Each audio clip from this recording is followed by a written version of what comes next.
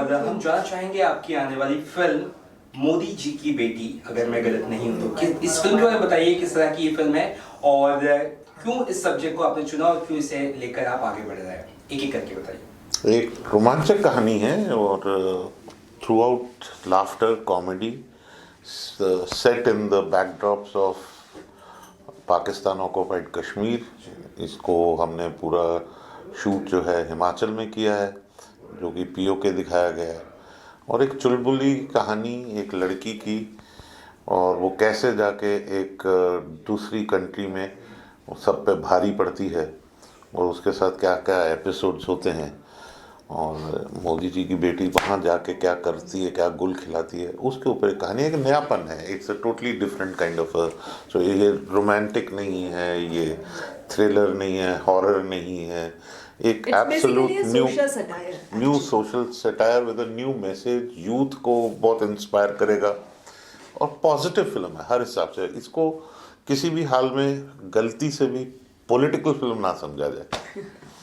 बिल्कुल नहीं समझेंगे, लेकिन सिर्फ टाइटल ही इतना कैची है कि हर किसी की नजर में तो आएगा ही। ये टाइटल ही क्यों चुना, क्या कुछ खास अगर इसके इसके लिए मैं चाहूँगा ये जवाब ये दें, क्योंकि ये जो मीडिया है ना, आप लोगों ने ही इनको ये टाइटल हम सबको दे दिया था। ये फिल्म तो उसके लिए शुक्रिया, क्योंकि 2014 में मीडिया ने ये टाइटल जो है दे दिया था इनको। तो यही कंट्रोवर्सी हुई थी रियल लाइफ में। मेरा नाम चूंकि रियल लाइफ में अवनी मोदी है मेरा नाम, तो मोदी जी की बेटी तो मुझे मीडिया ने ही डिक्लेयर कर दिया था, और उसी कंट्रोवर्सी के ऊपर बेस्ड है ये फिल्म की कहानी। उसी के ऊपर एक फिक्शन कहानी, फिक्शन कैरेक्टर्स को डेवलप करके लिखी गई है।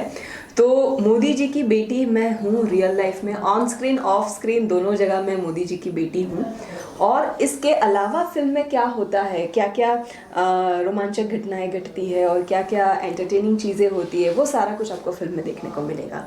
But it is a story of a girl जिसको रातों रात मिस्टेकन आइडेंटिटी की बात है और जिसको मोदी जी की बेटी समझा जाता है, और फिर उसके साथ उसकी लाइफ कैसे 360 डिग्री बदल जाती है और क्या होता है उनकी लाइफ में, वो ये कहानी है। तो सब्जेक्ट तो सिर्फ बहुत ही इंटरेस्टिंग लगा। इसको किस तरह से आपने कहानी में तब्दील किया है, स्क्रीन प्ले में, इस बारे में ज़रा बता सके, या किस तरह से लेके गए पर्दे पर, आई मीन फ्लोर पर? जैसे आपको विनी ने अभी बताया कि ये एक रियल इंसिडेंट से इंस्पायर हुई है, तो ये किस्सा तो रियल इंसिडेंट था जो हो गया था।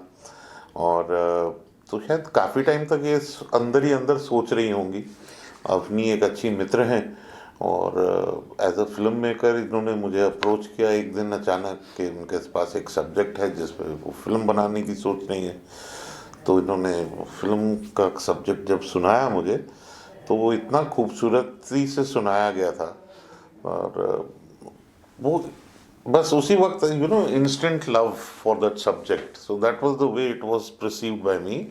And so I just told her, I said Avni you must do this and we must make this film.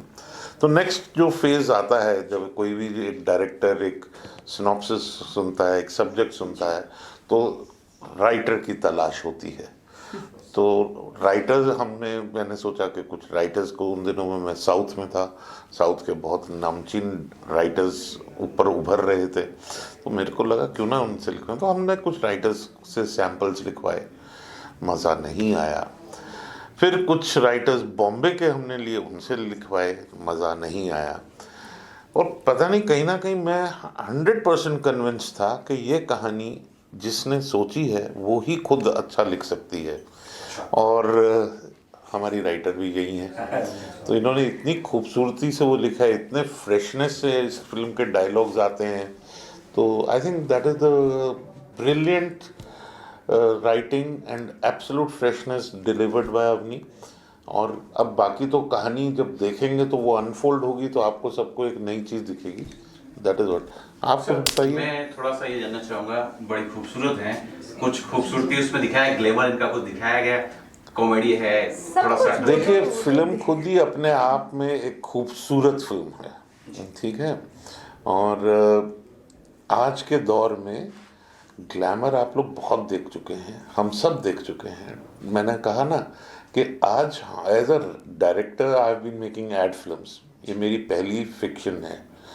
उससे पहले मैं सिर्फ एडवर्टाइजिंग वर्ल्ड में एड फिल्म्स ही बनाता रहा हूँ, और 30 साल हो चुके हैं। बहरहाल मेरा बहुत मानना है कि हम लोग जब आज थिएटर में जाते हैं तो ऑलरेडी एक रियल लाइफ के स्ट्रेस से रिलीफ पाने के लिए जाते हैं।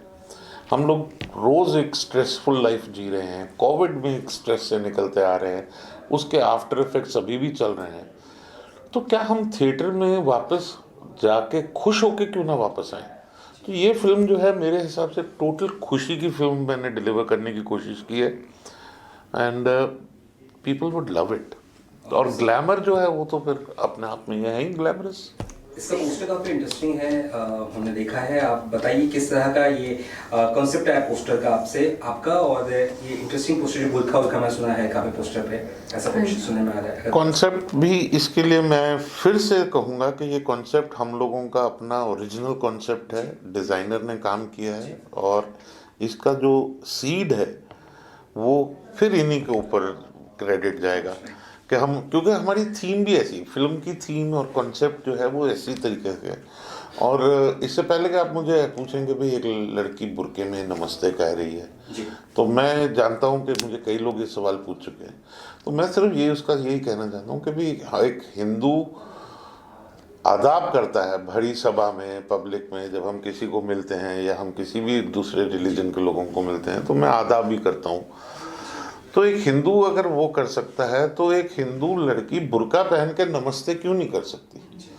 और जाहिर बात, तो ये रिलीजियसली इसको कुछ मत देखा जाए, इसको एक प्योर हालांकि सिंपल मैं कॉमेडी। बात यहाँ पे एक क्लैरिटी देना चाहूँगी कि ये जो पोस्टर आप देख रहे हैं वो फिल्म की कहानी से जुड़ा हुआ है, रिलेटेड है। यस। तो जब आप फिल्म का ट्रेलर देखेंगे जिस दिन वो लॉन्च होगा बहुत जल्द, तो आपको उसका मतलब समझ में आ जाएगा कि क्यों मोदी जी की बेटी जो लड़की है उसने बुर्खा क्यों पहना है और उसके बावजूद उसने हाथ जोड़ के नमस्ते क्यों किया है। ये अपने आप में बहुत ही क्यूरियोसिटी बिल्ड करता है जैसे कि आपने कहा, लेकिन ये फिल्म का कैरेक्टर है, इसको किसी भी रिलीजियस सेंटिमेंट्स के साथ जोड़ने की कोई ज़रूरत नहीं है, क्योंकि जैसे ही आप कहानी अनफोल्ड होती है वो आपको अपने आप में उसके सारे मतलब समझ में आ जाते हैं। जैसे हमने बात की डायरेक्टर साहब ने, आपने ये भी कहा इंडिया पाकिस्तान का भी कहीं ना कहीं एक रिलेशनशिप को इस फिल्म में दिखाने की कोशिश की गई है, जो हमने कई फिल्मों में देखा है बॉलीवुड की। तो ये भी एक अच्छी पहल है, स्पेशली कोविड के बाद और बहुत सी चीज़ों के बाद इंडिया और पाकिस्तान के बीच एक अच्छी स्टोरी लेकर आ रहे हैं। इंडिया पाकिस्तान के क्या बैकड्रॉप पे बहुत सारी फिल्में बनी हैं, लेकिन ये एक कहानी ऐसी है कि जिसके अंदर हर हिंदुस्तानी की अपनी आवाज़ है, जिसको रिप्रेजेंट कर रही है एक लड़की जो कि मोदी जी की बेटी है फिल्म के अंदर, और वो लड़की पाकिस्तान जाके पाकिस्तान को क्या जवाब देती है, जो पूरे हिंदुस्तान के बिहाफ पे वो मैसेज क्या देती है, और एक बहुत ही सटीक तरीके से एक जवाब वहाँ पे उनको एक मैसेज कन्वे किया जाता है कि ये अब न्यू इंडिया है, नया भारत है, आज का भारत है। तो यहाँ पे दोस्ती की आड़ में अभी तक जो आपने आतंकवाद को पनाह दी है, जो आपने जिहाद के नाम पे लोगों को गुमराह करने की कोशिश की है, ये सारी हरकतें अब पाकिस्तान को बंद करनी होगी। और अब वक्त आ चुका है कि अब आप असली दोस्ती के मतलब समझें, और इंडिया कैसा पाकिस्तान चाहता है या अगर हम हमारे पड़ोसियों के साथ कैसे रिलेशनशिप चाहते हैं, वो पूरे देश के बदले में पूरे देश को रिप्रेजेंट करके एक लड़की ने कहा है। तो अनिल जी, ये भी सवाल उठता है, मधु भंडारकर से भी आपका एक जुड़ाव रहा है, आपने फिल्म इंडस्ट्री में काफी वक्त पहले ही कदम रखा है, तो किस तरह की जर्नी आपकी रही है? और अभी सर ने कहा राइटिंग भी आप कर रही है, तो ये क्या मल्टी फैसेटेड पर्सनालिटी नजर आ रही है अनिल जी की? ये तो देखिए जर्नी उतनी स्मूथ नहीं रही जैसे मधुर जी की फिल्मों में भी देखा जाता है कि फिल्म इंडस्ट्री में बाहर से आके लोगों को कितनी स्ट्रगल करनी पड़ती है। तो मेरी लाइफ भी कहीं ना कहीं मधु भंडारकर की फिल्म के जैसी ही रही है, और बहुत उतार चढ़ाव के साथ यहाँ तक पहुँचे हैं। और राइटर जैसे आप कह रहे हैं, तो एज अ राइटर तो मैंने डिस्कवर किया है, मैं खुद को एक्सीडेंटल राइटर हमेशा मानती आई हूँ, क्योंकि मैंने कभी सोचा नहीं था मैं राइटिंग करूँगी, और सर ने मुझे पुश किया राइटिंग करने के लिए और बाकी सब लोगों ने सपोर्ट किया, तो मैं एक राइटर के तौर पे भी आज अब काम कर रही हूँ।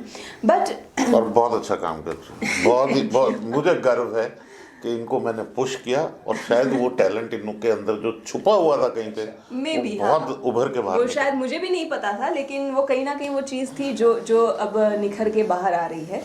और बाकी जैसे अब एज अ प्रोड्यूसर काम कर रहे हैं हम साथ में, तो उसके लिए भी बहुत सारे लोग पूछते हैं कि आपका एज अ प्रोड्यूसर एक्सपीरियंस कैसा रहा। तो इनफैक्ट सर भी यही बात कहेंगे कि क्या होता है ना कि जब आप एक आउटसाइडर होते हैं तो फिल्म इंडस्ट्री में आपके लिए अपॉर्चुनिटीज़ कोई ऐसे प्लेटर पे आपको सजा के देता नहीं है। इस फिल्म को बैक करने के लिए भी हमने बहुत बड़े बड़े लोगों के पास गए थे, लेकिन एक जो बैकअप मिलना चाहिए हर एक अच्छी स्क्रिप्ट को वो मिलता नहीं है हर आउटसाइडर प्रोड्यूसर और मेकर्स को। तो कहीं ना कहीं ये कॉन्शियस डिसीजन था कि हमने हमारे लिए ये फिल्म खड़ी की है तो इसको हम हमारे हिसाब से बनाएंगे, हमारे विजन के हिसाब से बनाएंगे, और इसीलिए ये कॉन्शियस डिसीजन लिया गया कि हम हमारी फिल्म को खुद बनाएंगे। और हम उम्मीद करते हैं कि भगवान हमको उतनी कामयाबी दे कि हम हमारे जैसे आने वाले फेलो फिल्म मेकर्स को एक प्लेटफॉर्म पूरा कर सके उनके लिए। सवाल आता है कि स्टारकास्ट के बारे में अगर कुछ और जानकारी अगर हमें मिल सके आपके अलावा तो ज़्यादा बेहतर। ये टेक्निकल डिपार्टमेंट है, जो आप कुछ कहना चाहेंगे? इसमें पीतोबाई त्रिपाठी हैं, विक्रम कोचर हैं, जो कि आप लोगों को आजकल बहुत सारी फिल्मों में देख चुके होंगे। हैं। और अवनी के बारे में आप जानते हैं, अवनी जो है साउथ में बहुत काम कर चुकी हैं, गुजराती फिल्में बहुत कर चुकी हैं, मधुर भंडारकर की कैलेंडर गर्ल्स कर चुकी हैं, मॉडलिंग बहुत कर चुकी हैं।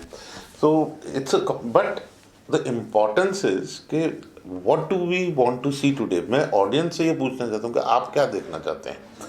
आपको अच्छा सिनेमा चाहिए, एंटरटेनमेंट चाहिए, या आपको सिर्फ नाम चाहिए बड़े?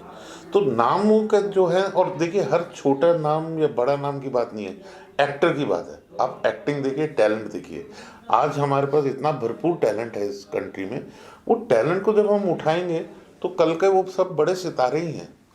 तो मेरे लिए तो वो बहुत ज़्यादा ज़रूरी था। ये अभी आज की ऑडियंस भी बहुत स्मार्ट हो गई है एंड दे एग्जैक्टली नो, उनको अब बड़े चेहरों से फ़र्क नहीं पड़ता। वो फिल्म का ट्रेलर देखते हैं, फिल्म के ट्रेलर को देख के ही वो डिसाइड कर देते हैं कि उन्हें ये फिल्म देखनी है या नहीं देखनी है। और जो भी आजकल ट्रेंड चल रहा है उसके बावजूद एक अच्छी फिल्म को बहुत अच्छे से लोग वेलकम करते हैं। आज की ऑडियंस उनको सर आँखों पे बिठाती है। तो हमें पूरा भरोसा है कि हमारी फिल्म आज के दर्शकों की फिल्म है और ये हर एक हिंदुस्तानी, हर एक भारतीय के साथ ये फिल्म कनेक्ट करेगी। Because end of the day Modi ji की बेटी पूरे देश को रिप्रेजेंट कर रही है। हमें जो गर्व हुआ इस फिल्म को बनाने के दौरान और उसके बाद, मुझे यकीन है कि ऑडियंस फिल्म देखने के बाद जब थिएटर से बाहर निकलेगी तो उनको भी गर्व होगा कि अभी भी हिंदुस्तान में अच्छा सिनेमा बन रहा है। और अच्छे सिनेमा से हमारा मतलब महंगा सिनेमा नहीं है। अच्छी फिल्में, छोटी फिल्में भी हो सकती है, बड़ी फिल्में भी हो सकती है, महंगी फिल्में भी हो सकती है और लो बजट फिल्में भी हो सकती है। एंड ऑफ द डे आप कंटेंट क्या डिलीवर करते हो और ऑडियंस उसको कितना पसंद करती है, वो मैटर करता है। तो आप लोगों ने तो हम लोग को एकदम एक्साइटेड कर दिया है। तो हम चाहते हैं कि ये फिल्म किस तरह से, इसका ट्रेलर आएगा, कब रिलीज होगी या OTT पर आएगी, थिएटर में बहुत ज़्यादा एक्साइटेड जानने के लिए सर। अगर कुछ 14 अक्टूबर थिएटर्स के अंदर, और जाहिर बात है कि कुछ वक्त बाद OTT पे भी आप लोग ज़रूर इसका मज़ा ले पाएंगे जी। और ट्रेलर कब तक हम ट्रेलर हम 4 वीक पहले, तो आप 14 सितंबर के आसपास हम इसका ट्रेलर लॉन्च करेंगे। एग्जैक्ट डेट जो है वो आपको बहुत ही जल्द अनाउंसमेंट की जाएगी उसकी। ऐसे में कुछ कहना अगर चाहे दर्शकों को इस फिल्म को लेकर या मैसेज देना चाहे तो क्या कहेंगे? बिल्कुल, मैं तो मतलब काफ़ी दिल से ये फिल्म के अंदर जो मैसेज, मैंने जैसे कहा कि फिल्म के अंदर जो मैसेज दिया गया है वो हर एक भारतीय की आवाज़ है, जिसको ये एक लड़की मोदी जी की बेटी रिप्रेजेंट कर रही है। अब रहा सवाल फिल्म का ऑडियंस के साथ कनेक्ट करने का, तो ये फिल्म आपके और हमारे जैसे लोगों ने बनाई है, आपके और हमारे जैसे लोगों के सपोर्ट से ये फिल्म बनी है और आपके और हमारे जैसे लोगों के लिए ये फिल्म बनी है। ये फैंसी लोगों की फिल्म नहीं है, फैंसी बैनर या मेकर्स ने बनाई नहीं है इसको, और ये लेमैन के लिए बनी हुई फिल्म है। तो जितने भी लोग इस देश में अपने बलबूते पे अपनी ज़िंदगी में अपना मुकाम हासिल कर चुके हैं, ये उन लोगों की फिल्म है। तो मुझे पूरा भरोसा है कि हर कोई इंसान, हर कोई भारतीय, चाहे वो इंडिया में रहते हैं, इंडिया के बाहर रहते हैं, इस फिल्म के साथ खुद को कनेक्ट कर पाएंगे, इस कैरेक्टर मोदी जी की बेटी के साथ खुद को जोड़ पाएंगे और सबको अपने आप के अंदर वो कैरेक्टर नज़र आएगा। और जैसा कि मैं हमेशा कहती हूँ कि जितने वार्मली हम लोग एक हो जाते हैं जब इंडिया पाकिस्तान क्रिकेट मैच होता है, तो उतने ही प्यार से वही क्रिकेट मैच देखिएगा पर्दे के ऊपर। 14 अक्टूबर को फिल्म देखिए। और मेरा तो ये है कि छोटा पटाखा बड़ा धमाका 14 अक्टूबर को। आपके नज़दीकी सिनेमाघरों में मोदी जी की बेटी आ रही है।